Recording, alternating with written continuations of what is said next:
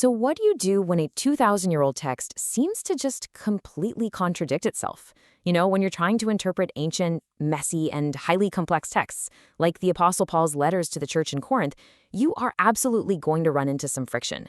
The culture is totally different, the problems they're dealing with are frankly bizarre, and honestly, the commands can sometimes feel completely at odds with other parts of the exact same book. Welcome to The Explainer. Today, we're unpacking Dr. Ted Hildebrandt's fascinating lecture on 1st and 2nd Corinthians. Now, the Corinthian church was historically famous for being an absolute mess. But out of all that chaos, we're actually going to extract a really practical, everyday toolkit for interpreting difficult texts, navigating conflict, and understanding the core mechanics of human relationships. We've got a lot of ground to cover, so here's our roadmap. We'll start by looking at the Corinthian crisis, learn how to resolve textual clashes, figure out how to major on the majors, define what true agape love actually is, and finally, find some genuine hope in our human weakness. Let's jump right in. Starting with Section 1, the Corinthian crisis, and dealing with chaos and conflict. To really understand these letters, you have to understand the city itself. Corinth was this wild, wealthy, rough-around-the-edges sailor city, and that total chaos bled right into their church. I mean, in chapter 5, there was a guy literally sleeping with his stepmother, and the church is just turning a blind eye. It's wild. So Paul steps in with this strict 4-step discipline process. First, you go one-on-one, privately. If that fails, you bring a couple of witnesses. Next, take it to the whole church. And finally, deliver them to Satan, which basically meant removing them from the community. It's a really powerful framework that shows us conflict resolution should almost always start privately before ever escalating to the public sphere. Which brings us to Section 2, resolving textual clashes, or basically, how to read these ancient texts. Now, when a community is that messy, the rules given to fix them can sound incredibly harsh to our modern ears. To help us navigate this, Dr. Hildebrandt teaches a brilliant mental model. You just have to ask yourself, is the command I'm reading a permanent, universal moral law, like do not murder? Or is it just a cultural rule solving a highly specific historical problem, like Old Testament rules about eating kosher food or getting circumcised? And that brings us to a really controversial verse. Paul writes, "Women should remain silent in the churches. They are not allowed to speak." Now look, if you just read this rule in total isolation, you'd probably assume it's a permanent, universal command for all of human history, right?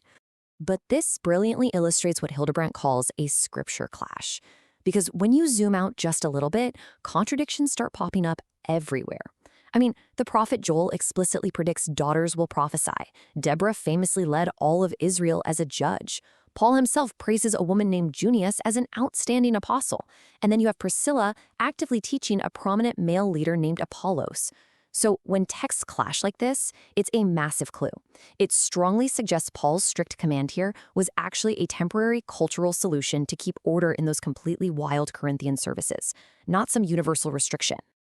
All right, Section 3, majoring on the majors and finding the core message.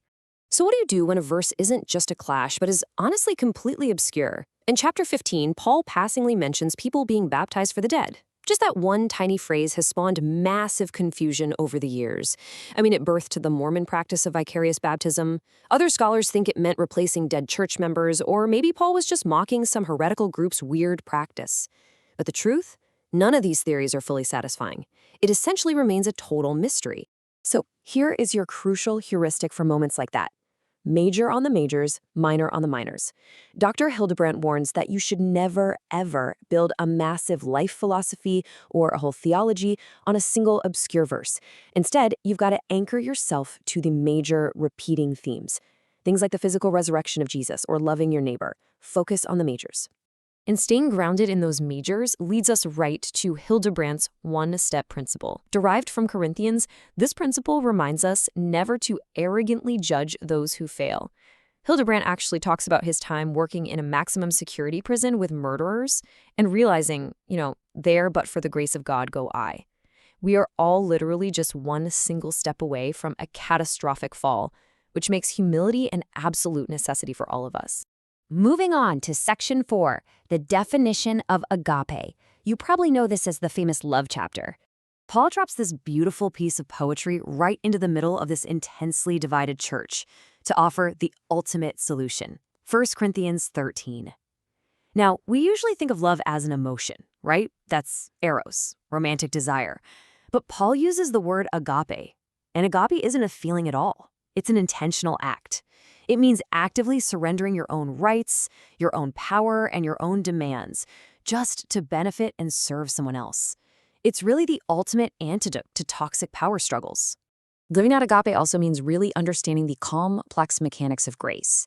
And Hildebrandt makes a profound distinction here. Forgiveness is an immediate unilateral choice to release an offense. You can choose to forgive someone instantly, but true reconciliation, that is a long, difficult process that requires rebuilding shattered trust. You might forgive someone in a single moment, but honestly, it could take 15 years to truly reconcile.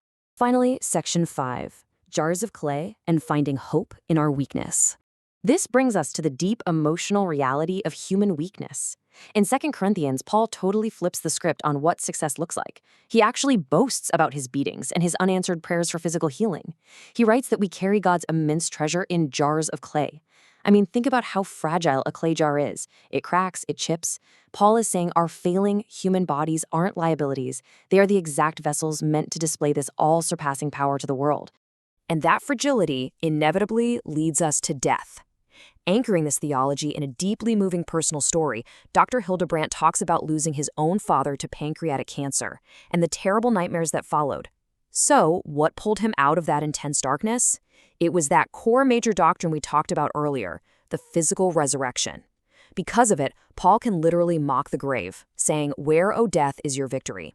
The resurrection is presented as the only thing that actually defeats the tragedy of death, turning our ultimate enemy into a doorway. I want to leave you with a really provocative thought, passed down from Dr. Hildebrandt's grandfather. You're going to blink, and suddenly you'll be out of college. Blink again, you're 35. Blink again, and your life will be in its final chapters. Only one life will soon be passed. What will last? As you look at your own fast-paced life, are you majoring on the majors? Are you investing your incredibly fragile time in things that will actually endure? Thanks for joining me on this explainer, and I'll catch you on the next one.